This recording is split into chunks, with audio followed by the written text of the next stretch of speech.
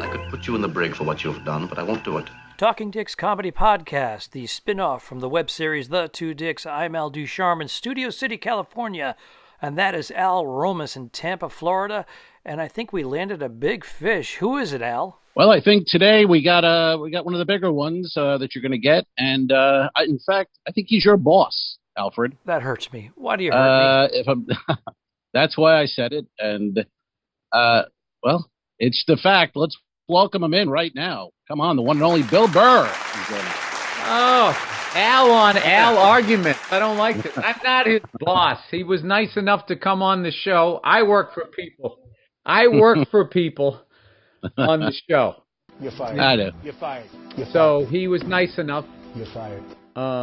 Yeah, I saw him. Unfortunately, I saw him at a benefit for one of our buddies who passed away. I believe it was Pete Cumming, and Al went up and did his act, and he did all these voices. I was like, oh my God, I'm an idiot. This guy's, because we just so happened, I forget what season we were in, 3 or something like that, and we would just need a guy, with the fact that there's like 9 million TV shows, so like now that no show has a budget anymore, so it's just like, all right, we need somebody that can do 1,000 different voices. And when I saw, Al go up and do his thing, I was just You saw that I had 6, and you said, okay, it's a start. Yeah. That's enough. That's right, all right. We need 8. We're almost there. Unfortunately, it was Pete Cummins' fundraiser there for his family, which you spearheaded for us. And a bunch of Boston guys flew out for that, and that was absolutely wonderful. But that was an amazing night. Yeah, it was a great night. Definitely a throwback for all of us. But again, you said, "Hey, we're running out of voices, so send your shit. I'll pass it up the line." And then and I sent it to Mike Price, the showrunner. We just threw it on in the writers' room, and I think we were just coming up with the Anthony Bonfiglio character, and I was like, this comic, I've known him since I started in Boston. He does this bit about like little kids talking to you. It was that, you know what? On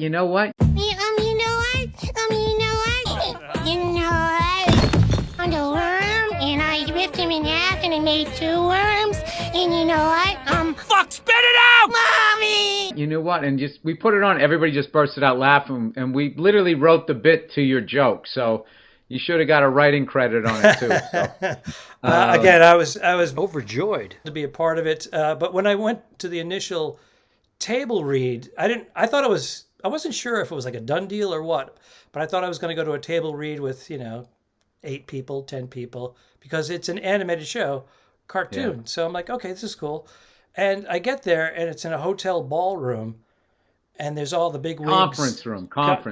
I'm sorry, conference room. Let's clear. I don't remember the chandelier. Right. The shitty corporate gig was in the ballroom. It was the Titanic. Yeah. It was great. But yes, they were all there, all the heads of the network and everything, and Mike Price, and you introduced me to, whoever. And you guys put me right next to the executives, which was weird, at this big, long table. And then when I got to my bit, I did it, and everybody started laughing. Of course, the writers were laughing. Forced laughter, but... No, dude, you killed it. Like, our table reads, that's one of the big things that I'm going to miss. This is the final scene, is we had so much fun at the table reads, and like so many people would come out to them. And when there was a good table read, I would feel like, I just, had a good set at a comedy club. And, you sit there and, as the writers, you're just rooting for everybody. Come on, man, come on. Mm-hmm. And then when stuff works, and my favorite part of writing on the show is if writing stuff that made the voiceover actors crack up. And if you could get them where they couldn't quite get the line out without laughing, that was a huge thing. I had a few of those. I went in with Debbie Derryberry. Debbie Derryberry. Yeah. Yes, and we read together, and she just floored me. It was about the material and her voice. Yeah. Sort of that sad, monotone, high pitch kind of thing. Yeah, that's we could have had so much more fun with that, because I think what was going to happen was they were growing in two different directions, Little Bill and Philip, where Bill was becoming angrier, becoming more of a jock and a little bit of a bully. And Philip was going down his own crazy road of Dungeons and Dragons and dealing with his own anger. But like, I don't know if you remember, like as kids, there was like the friends you had in elementary school. And then when you got to junior high or middle school, my school, they put you on like these divisions. It was sixth grade, 6-1, 6-2, 6-3. So you just had a bunch of class with this clump of kids. And it wasn't even by choice. You just, so much of your time that you spent with your friends, if they didn't live near you, was in school. And all of a sudden you just got separated. And I remember like a couple really good friends I had, we just sort of just grew apart by like 7th grade. I mean, a year away from somebody at that age, 12 was such a huge thing. And some of it I was able to rekindle in high school, and then others, it was just like, I remember one guy, I just hung out with him from 2nd, 3rd, 4th, 5th grade, didn't see him at all in middle school, and then he went to a private school in high school, and then came back like sophomore year, and I didn't really hang with that dude until like a year or two after college. We went to a party, and I was like, hey, man. He was like, hey, what's up? And then we started talking. It was just like, we are just two completely different people. It's over. It's over. Yeah, not in a bad way. It was just like different human. It's especially 2 or 3 years that go by at that age, it's forever, and we develop into something else. But I keep in touch with because of social media. It's like a rekindling of, hey, how are you? But there's one person from college, Paul Francis Riley, as a matter of fact, who Al knows, and big supporter of the Two Dicks, the Talking Dicks, and one other guy. Everybody else is usually from the comedy community. Facebook is crazy. Like Facebook, I'll get people that I haven't talked to in like 30 years from like high school reach out to me, and I always try to get back to them and stuff as far as like, because I really liked where I grew up and the kids that I went to school with, and someone recently reached out to me, but I don't check it enough. And by the time I got to it, the person canceled the message or something. And I was just like, no, they think I'm a dick. Which is so much of my adult life is the chasing approval and the need to be liked. That keeps us going too, though. Fuck them. Yeah, fuck them. Hey, I wanted to ask, when you were talking about back in the day, what club did you guys meet? I'm assuming Boston, but was it a club? Was it a one-nighter? Was it a college gig? How did you run into it? I think the first time I saw Al was the old Comedy Connection at Faneuil Hall, and I had gone down to, I think you may be opening for Anthony Clark or something like that, and I saw you on a weekend where it was like 400 people, and he murdered. And that was pretty easy, though. Those days. Yeah, take the compliment. You did the Scarface bit. Oh, Scarface. You did the impression of Scarface with all the F-bombs, and the punchline was Scarface. They should have called it Fuckface. I was like, I love this guy. This guy's hilarious.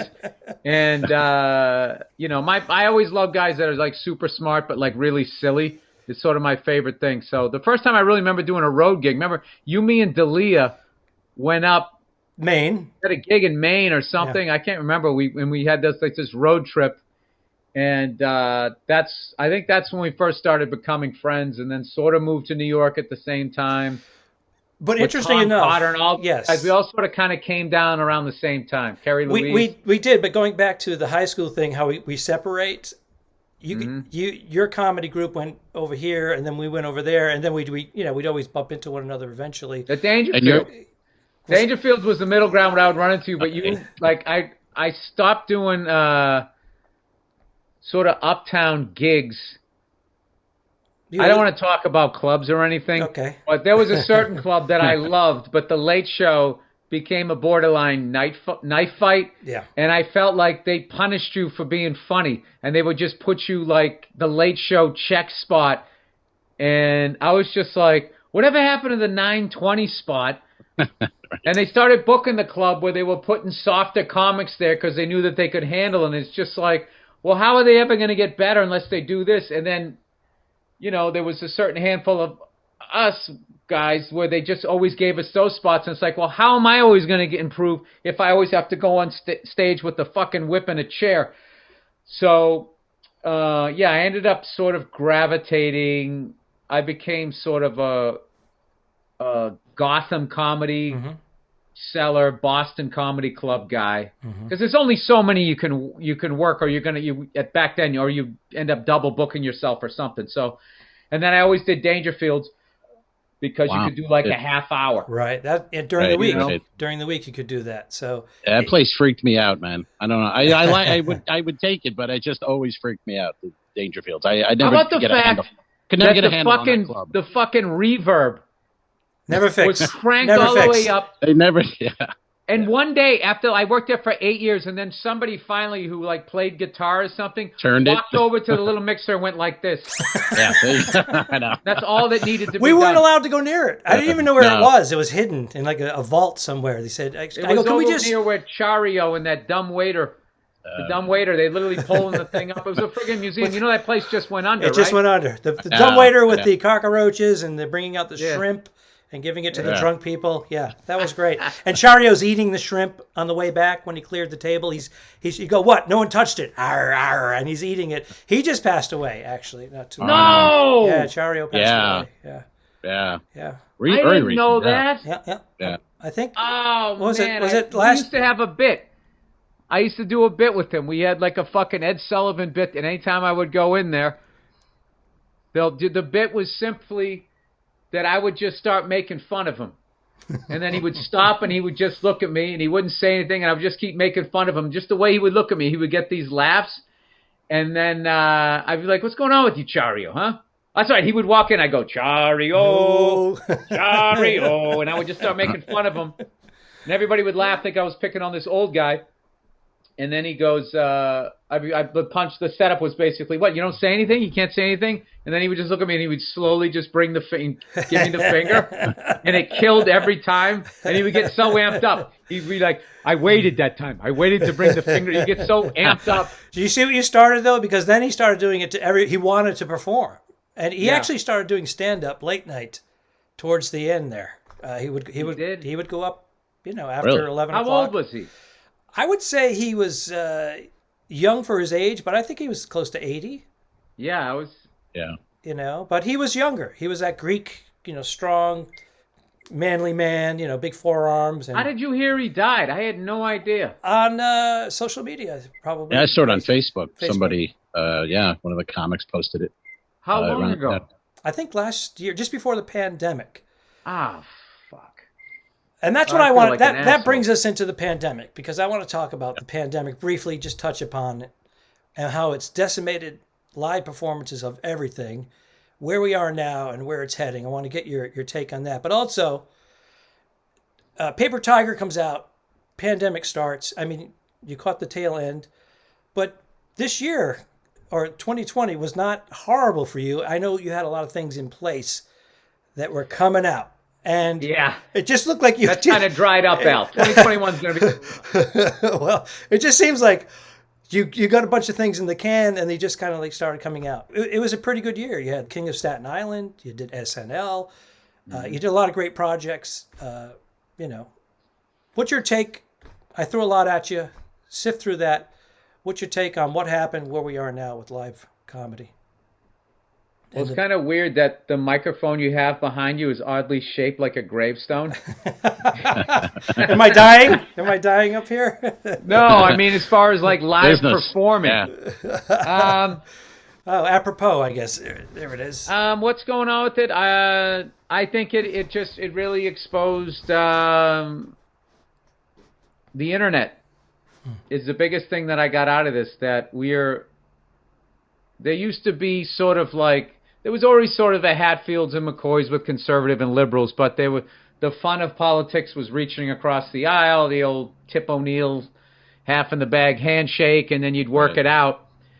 And with like the internet, the way everything, there's no rules of libel or slander, and the way that people, like, as much as people trash CNN and Fox News and stuff, like individual people do the same thing. They take information and they cut it up and it's just their take. And now rather than just sort of having a Hatfields and a McCoys, it's just exploded into like there's so many different subsets of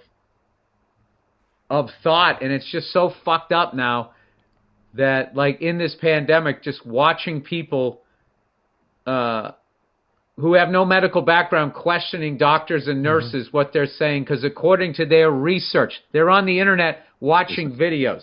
Yeah. Now, I'm not a smart guy, but I think at the very least you should be reading if you're right. Reading what though? Well, yeah, but not Dr. Seuss. I mean, that's the thing. People don't even read that. They're going, "Oh, Biden canceled Dr. Seuss." It's like, what? That's not what fucking happened. You know what I mean? And then that's a Facebook post, and then there's fights during that whole thing, and it's like, no, I know, none of and that's true. what people are getting upset about, rather than bigger stuff. But and then like, I don't know. I found it was a really.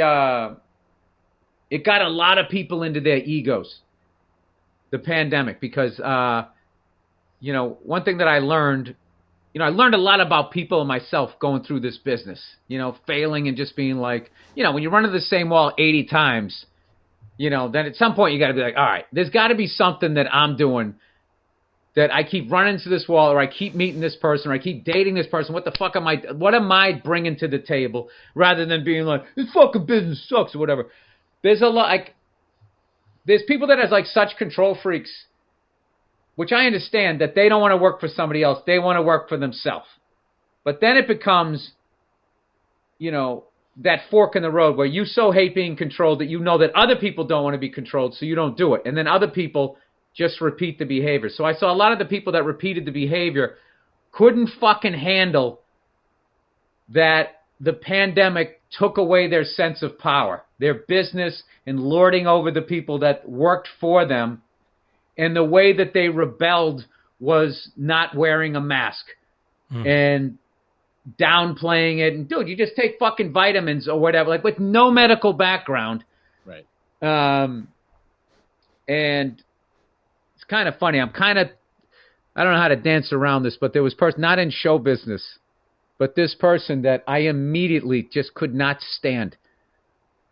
And my wife was like, you're just being Bill. And I'm going, no, I'm telling you, fucking egomaniac. And anyway, someone we were doing business with. So we came to go do some more business with, and the person at the front desk was going, well, just to let you know, this person is not wearing a mask. And my wife was like, at work? And the person was like, no, not at all. And I was just like, I called it. Like that person was like, dude, I was literally in their office one time and I was texting on my phone. And this person goes, you can't do that in here. There's no doing. Like they just wanted you just looking at them and it was fucking bananas. The same anti-masker is telling you not to text? Yeah. Not anti-masker. It's not even anti-mask. It's like, do you know those people who like constantly say stuff like, people can't handle me. I'm a lot. People, they don't know how to deal with me. Rather than saying like, I'm a lot. No, you're an asshole. You're an insufferable fucking asshole. But they just keep going into the ego. As the self-esteem goes down, the ego just keeps going up. So I really think that like some of it is just people being gullible and in denial. But there was a big fucking ego thing I felt where it was just like, I kind of was like really overworked, and I loved somebody saying, hey man, you have to stop. I loved it. For the first 6 weeks, I loved it. I was like, I don't have to go to LAX for the rest until the end of April. I was right with you on that one. I'm like, oh my God. You should have tied a balloon around my wrist. I was psyched. I always love doing the shows. It's not the shows. It's not the people that you perform to. It's the travel that really beats the shit out of you. So, that was the thing that I got out of that, and the fact that, like, I watch a lot of sports, so I know when you have a divided locker room, you can't win, and then usually you break off into two factions, and I just feel like with the internet and people doing research, it got splintered into, like, one locker room had, like, I don't know how many factions, just all battling, like, subsets, like liberal, conservative, and all these different, from crazy liberal to sort of like, Trump isn't that bad, sort of liberal, and then like the same thing on the other side. And I'm not big on people controlling other people, but like I think to solve something like this, we all kind of have to get on the same fucking page, which is why what's going on in Texas, where I get a guy going like, fuck this, we're opening the state again. Wow. I get that. I understand why it got to that point. But have them wear the masks. It's like, what are you doing? It's like, this shit started in China and it made it over here. You're in Texas. Like, the level of selfishness that move could potentially be, me with no medical background. But I mean, right. I think they should open everything back up, because you're not going to get everybody on the same page, and then just enforce wearing masks. That's it. And mandate. And Texas had some of the worst numbers even while they were wearing masks. I know, and in all fairness, they're the third worst. As did California, and just like so it's like I keep seeing the way we're doing this would be like if the house is on fire and you put 3/4 of it out, and then you stop spraying water and go, okay, it's time to go back in again. I want to lay in my bed. I've had enough of this genocide. And then it just catches, it's still on fire. The burning bed. Holy shit. So, I love when they make fun of the mask people with like the plastic welding mask. As funny as that is if everybody did this, I kind of feel like it would have burned out. I liked Bruce Arians had that the whole season. He had the big welders type mask on the sideline. It looked great. I don't know if it works or not, but that's a way to go. Oh, if you're an old guy and you're they won the Super Bowl, shredded 20-something-year-old athletes, they're not going home. They're banging everything that moves. I would have had a beekeeper suit on. Okay, stand by, mofos. The Talking Dicks Comedy Podcast is brought to you by Handley Watches. If you want to have a good time, you got to have a good watch. HandleyWatches.com. Isn't that right, Al? That is, yeah. I say basically, screw that Apple Watch, get yourself a Handley, and you'll know what time it is. You know what I'm saying? All right, hello. How are you? There we go. We thought we lost you. No, it's good. I was like, I can salvage that. All good. All right, we're back. I just wanted to, things keep popping in my head. I have the ADD, Al Ducharme disease.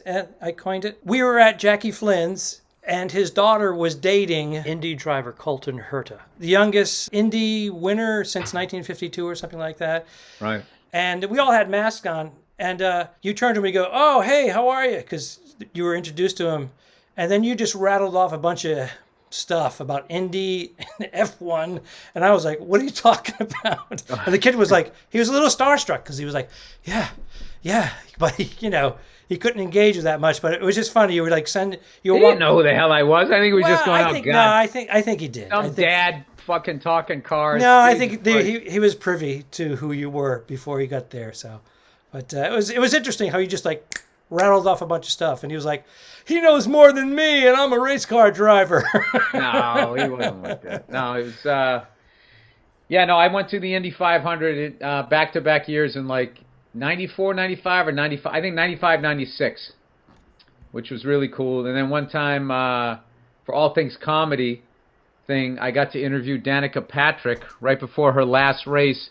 And right. She took me at Indy, and she took me for a ride around the track in like I think a Camaro Z28. It was going half the speed of the car, and we were going around the turns, and my face was doing like the Terminator thing or whatever, the poltergeist where you rip your face off. I was just like, wow. That's pretty cool. She had the coolest, like, fucking test pilot energy. I loved her. Yeah, she was like Chuck Yeager, the female Chuck Yeager of. Yeah, she was like laser. Well, like she looked at you. It was really cool. It's just like, I'm a sports nerd. I'm like, this is what it takes to drive 200 miles an hour on somebody's bumper. You need like that level of focus. Yeah, she was. You don't have to admit it. Did you get nauseous? No, I was actually happy. I thought I was gonna get, because I don't do well on shit like that. Where if I'm driving, I could drive. I wouldn't go 200 miles an hour, but I could drive. If I'm driving, then I'm fine. But when I'm just sitting there like this person has my life in my hands, I'm usually not good with it. But it's a professional driver. I'm not going to lie to you. I was thinking, we're just in a Camaro here, so if we hit the wall, this isn't going to be good. No extra reinforcement for the track? Yeah, no roll cage, none of that bullshit. Shatterproof glass? Well, other than the normal? Yeah, so it just took me a second to kind of get, once I just settled in, like, okay, this is what it is. You just let I was go. all right. You just let go. Yeah, You're she went she's a easy pro. on me. She's a pro. Right. She recognized my beta personality, so she went easy. All right, let's jump around a little bit here because we just came off of. I watched the documentary. I watched the 95-minute version of the documentary of the Patrice O'Neal "Killing Is Easy," and excellent. It was really good, man. It was really good, and I know that a lot. Well, speaking of Bonfiglios, that was Michael Bonfiglio was the executive producer along with yourself and a few others. I don't remember all the names, but was that name derived from that, or was it? No, we already had that name. I think it was a neighbor, maybe of Mike Price. Or maybe Dave Richardson, rest his soul. Oh, yeah, Dave. I would say, I can't remember, but one of my favorite little inside 70s jokes on the show was Debbie Derryberry's character, Philip Bonfiglio, answers the phone. Mm-hmm. And he just goes, Bonfiglio residence, Philip Bonfiglio speaking. You remember that from back in the day? Like, parents would be like, you're a kid. When you answer that, like, answering the phone was such a big deal. With the 20-foot coiled I'll get cord.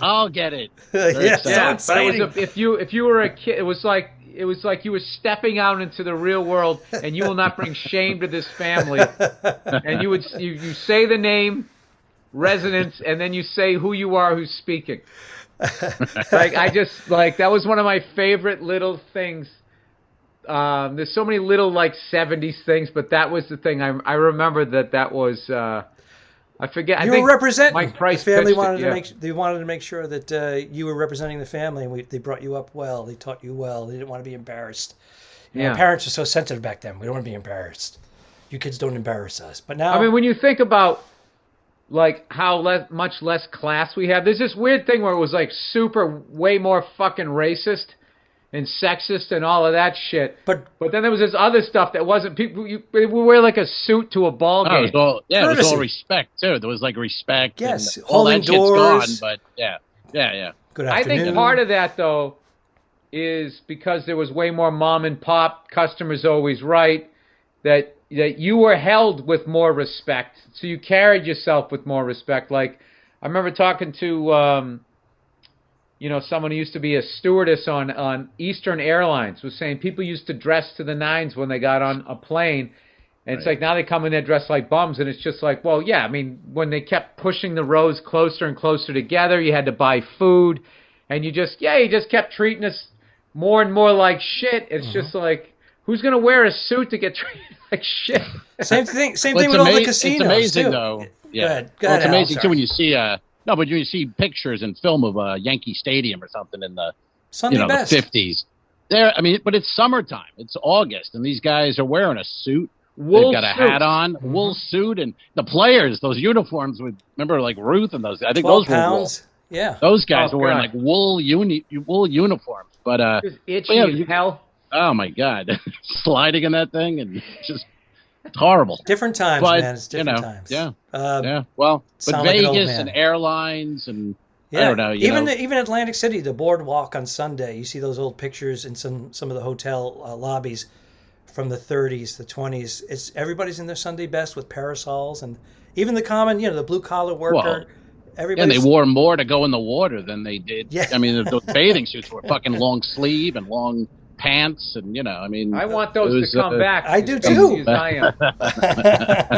Yeah. All right, let me jump around a little bit here. I never realized how focused you were as a comic. I knew you had your shit together, but I only learned much later how focused.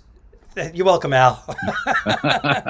Oh, Bill. Okay. And you too, Bill. And you too. Oh. Well, dude, I was impressed by all of that. 2006, Philadelphia. I know you told the story a gazillion times. You were a friend in the beginning, and then we went our little groups that we went with in comedy. But you just won my respect over, as you did with the comedy community, handling that crowd in Philadelphia in 2006.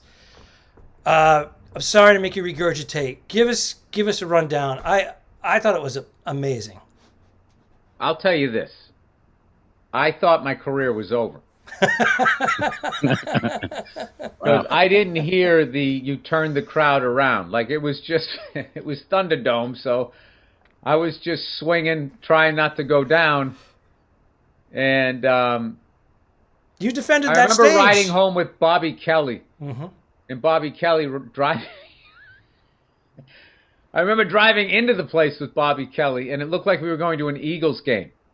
Like, they were tailgating. There was Eagles jerseys. They were throwing footballs around. And it was like, looking back, I think we all knew that show was coming on that tour. And we didn't quite know where. And, like, I didn't think Philly had been so, like, sort of damaged. No, they hadn't been like, ESPN now, it's sort of like, how many times are they going to say, they threw snowballs at fucking Santa Claus and blah, blah, blah, blah. That was still sort of a newer thing back then. Mm-hmm. Like, when I went down to Philly, when I first started doing stand-up, going down to Philly, I was really excited about going to that city because of the great and often overlooked Celtics 76ers rivalry of the early 80s, the Flyers, Broad Street Bullies. I love that 1980s Phillies team with Pete Rose. Mm-hmm. And what team am I leaving out here? Phillies, the Eagles. The Eagles I hated because I was a Cowboys fan. I was a Tom Landry era Cowboys fan in 1980 when Wilbert Montgomery, that's why I knew all those names. When they beat the Cowboys with Danny White, the poor guy who had to follow Roger Staubach. It was like I just the sports history. Mm-hmm. I wasn't really into the whole. Once I got older, I was like, oh wait a minute, Joe Frazier's from here and all of this shit. But like, I was just excited about that. So going down to Philly, it just never dawned on me that this was going to be the one. Like, looking back now, I'd be like, oh, well, obviously, this crazy morning radio show with even crazier fucking listeners, and you're going to Philly. Like, how do you not see this coming? And we didn't. Did that start horribly? Did it get worse? Did they give the first two acts a chance? Or what was the vibe? The first guy got booed. Just went down right away. The first guy got booed, and then Voss was hosting. The first guy got booed, and when Voss came out, that guy got booed so bad that Voss was having a tough time. And then he said, hey, if you guys don't laugh at these jokes, I'll bring so-and-so back. So he kind of threw him under the bus. I gave Voss shit about that. I was like, you gave the keys to those lunatics. But then this whole myth came about that, like, they booed everybody, and I went out there like, you don't boo my friends. That's not what happened. Everybody else went out and they were having good sets, but people were like, there was not a lot of talking backstage that I remember. People just, you could feel it. It was like nervous. Well, the first guy got beat down. I was just like, all right, okay, it's this kind of party. Okay, here we go. And by the time I went out there, it was just such a fucked up show that I wasn't even nervous, which wasn't good. And then I went out and I did a joke that they had already played on the radio, and I think I rushed through it. I really fucked up. Like, I could have gone out there and had a good set if my first one landed, but it didn't. And then I got defensive, and then they got offensive, and then it just, So part of it was my fault. Well, I didn't see that, at least in the clips that I've seen. It's just total chaos out there, and they're like, because it always comes on after I'm getting booed. But if you listen to the beginning, it wasn't going well. Are there acts after you worship Rock. He's not even a real fucking person. I'm paraphrasing this shit. Yeah. Pimply backs. Were there acts after the you? Fucking or were bell you, cracked. It was just, Oh, yeah. Jim Norton still had to go on. And I remember thinking, when I was going off stage, Jim is going to fucking kill me. Because I burned down the room, which is a really unprofessional thing to do when you have another comic that still has to go on. I thought maybe you were the last and then fuck it. But there was another, Norton still had to do it? Okay. No, so I was nervous, and I went off. I remember Opie was walking by, and he goes, that was one for the ages. Out there. And then I saw Jim, and I apologized to Jim. I said, Jim, I'm sorry about that. And Jim said, no, it's fine. Don't worry about doing it. And the most amazing thing, Jim went out there, never addressed what happened, went right into his act and killed, which I thought was more crazier than anything that happened with me. Well, we didn't hear that part. We just heard you taking the crowd, turning them around, and making them laugh at themselves, and you defended the stage. And because I know that you gave them shit about booing Dom Irrier, and he's like, "Do you know who he is? Do you know what a great comic he is?" So you defended him. And yeah, well, I kind of felt the way that they were behaving, they didn't deserve a show. Yeah, you know what I mean. And Dom's from Philly. And I was also thinking, boy. He's their guy. He's their guy. Fuck. I was also thinking that, I could have just done some Chuckle Hut and made $50 a set and had a better time. Like, I've never had this, like, I wanted to make money, but I never was just like, I don't make decisions based on like how much it's going to pay me. I've always made decisions on fun. That's how I picked this job. This job looked fun, except for that night, but it looked, fun to me. It worked and out. I just always felt like, as long as I'm fucking making enough money, it's different now. I got a wife and kids, but like, I kind of just make decisions based on that. So that I was sitting there and I was just like, this isn't fun. Like, this crowd has no fucking respect for anybody. They're completely out of control.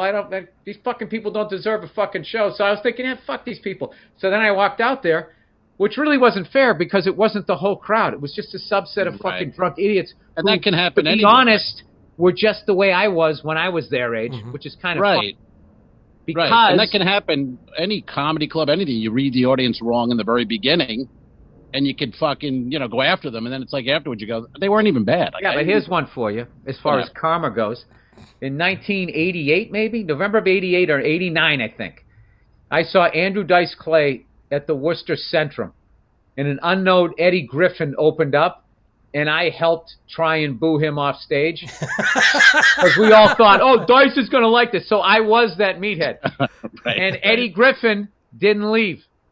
He told us all to go fuck ourselves, suck my dick, and blah, blah. I think he was going through that.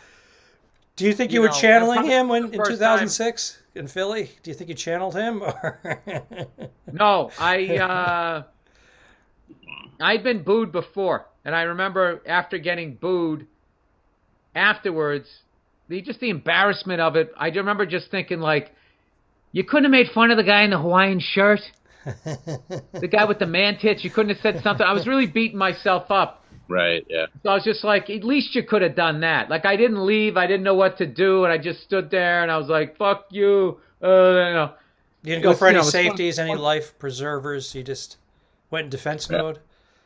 Yeah, but I didn't leave, but I also didn't fight. I was, it's a crazy thing. Getting booed is weird. It's a really weird thing because the first time it happens, because you have everything that you want, which is the crowd's undivided attention, but the exact opposite emotion. So it's a little overwhelming the first time. So I remember beating myself up, that fucking fat chick with the big mouth. I should have said something about her, and I didn't, Sure. I just felt like a pussy. Right. So, it's amazing what's going on inside the head. Well, that's always fun after the show. After a show when you kill yourself over, what could have been. You start but you know something? In this whole fucking, it's not your fault. Let me fucking hand you a cupcake on a little fucking paper mache plate. You don't learn if every time you face something like that, and you just go, yeah, it was a fucked up setup. And it was. There was like contortionists, somebody with a fucking snake around the neck. It wasn't literally a comedy show. And then they did fucking bananas.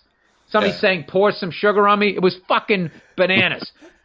So, but if I 100% said it's all their fault, then the next time I got booed, I wouldn't have known what to do. So I wasn't thinking that shit going like, the next time I get booed. I wasn't planning on it. Right. It was just something it just sort of was a thought that I had, and it was just sort of floating around there.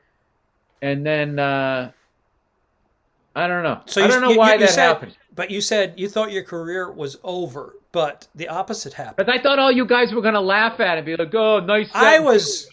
I was bowing to you when you came into the comic strip. I was like, when did, how long or when did it come back where you started hearing and knowing, oh, shit. It went viral. This worked for me. This is like, this went the other way. About a day and a half. Yeah. Okay. When did But then it was like this great feedback, and then in Opie and Anthony, they gave me so much praise and said what a fucking amazing show it was, that then when I went to Cleveland for the next stop, as I walked out, they started booing me. And then I was saying, oh my God, I'm the guy who they just boo you, because they wanted me to roast Cleveland. Wow. So that night I was just like, come on, shit on us. We love it. No, I was just like, guys, I'm not doing this. And I just walked off stage. Yeah. And then they legit booed rather than ironically booing, whatever the fuck you call it. And I remember telling Jeff Wills to go fuck himself. Because I told him, I go, put me on earlier. Put me on, give me a chance. Dude, people were seeing me walking around backstage just going, boo. And he didn't. So I took it out on me, and Jeff laugh about it now. But like, he's the Live Nation head over there. But I was like, he was like, Bill, I'm so sorry. What are you so sorry? Go fuck yourself. Fuck you. Fuck Cleveland. I mean, I roasted the town backstage. Mm-hmm. Fuck this show. Fuck Opie and Anthony. I said the whole fucking thing. And then I remember Jim Norton once again. Jim Norton came to my hotel room. He goes, hey, man, I'm really sorry about that. You know we love you on the show, but blah, blah, blah, blah, blah. And, you know, how do you get mad at Jim? And I was just like, all right. Fucking, I just don't like being the fucking booby prize here.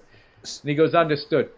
So you do that. And I do remember a year later they did the tour again, and I didn't do it. And then Opie goes, can you at least do Philly?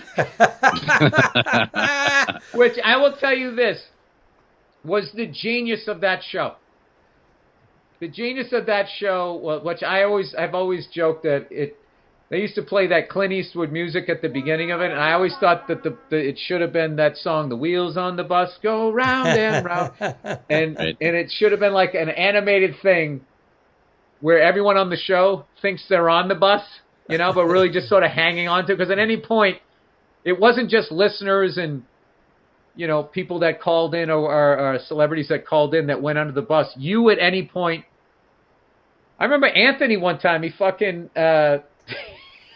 he had some actress came in that he had a crush on when he was a kid, and he fell apart. Like, he was just, oh, and then what else? Like, and it wasn't even that bad. And, dude, we shit on this guy. We just wouldn't let up. Her name was Shawnee or something. I can't even remember. And I just remember we were doing it at the old Howard Stern thing, and then you'd walk across the street, and he thought that the trashing was going to end, because we literally did the live walk over to the XM studio. This is way back in the day. And we got back on, and I remember him feeling like, okay, it's over now. This is a new studio. And we just kept... Just continue. Oh, yeah, just kept going. So that, I think it opened up some doors. It got the buzz going, the Bill Burr buzz on a bigger scale. Getting on Opie and Anthony was a huge thing. Bigger audience. So then a year later-ish, you start the Monday morning podcast. And from what I see, pretty consistent.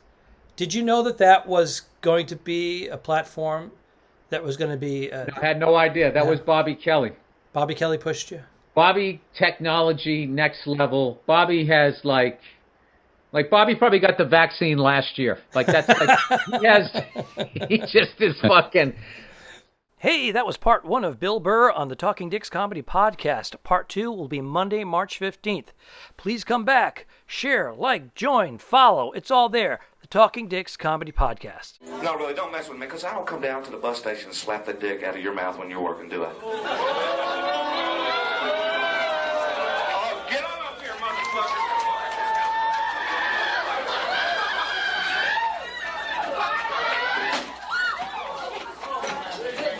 Give me security. I'm sorry, man. The guy fucking came at me. What do you think, folks? No way. Okay, show it. All right.